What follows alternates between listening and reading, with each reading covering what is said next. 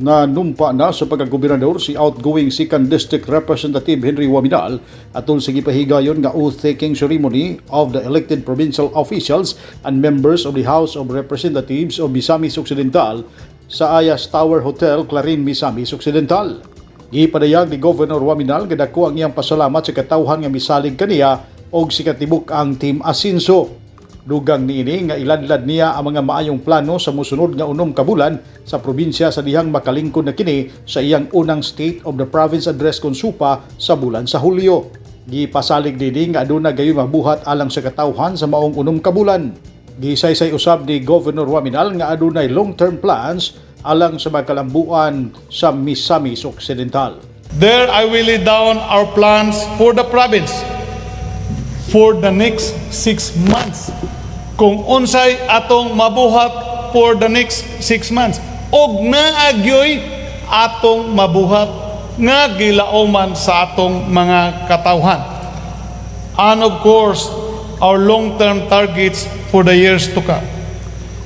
This so that we can promote inclusiveness and also awareness of what big goals we have for the province, making us in the Team ASENSO always accountable of our performance.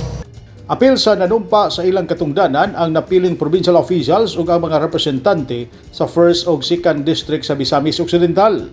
Sa iyang kabahin, gipadayag ni outgoing Oaminal City Mayor ug incoming 2nd District Congressman Sancho Fernando Ando Oaminal na bisan pa man sa nasinati nga pandemic, padayon gihapon ang katawhan sa pagbarog o pagsuporta kanila.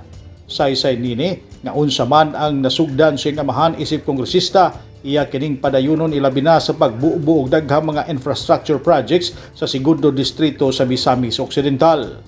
Without a doubt, I have big shoes to fill considering that our beloved outgoing Congressman, Deputy Speaker Henry Oaminal, has introduced and initiated several projects in our district that have been transformative and uplifting for the lives of our fellow Misamisnons for the last 9 years.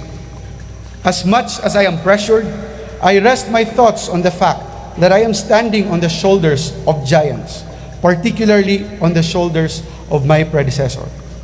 As such, I hereby commit myself to continue his legacy by promoting public welfare, especially for those who are marginalized, and strengthening of local government units, as well as in increasing the downpour of infrastructure projects to further accelerate our development in the district and uplift the quality of lives of every Misamisnon.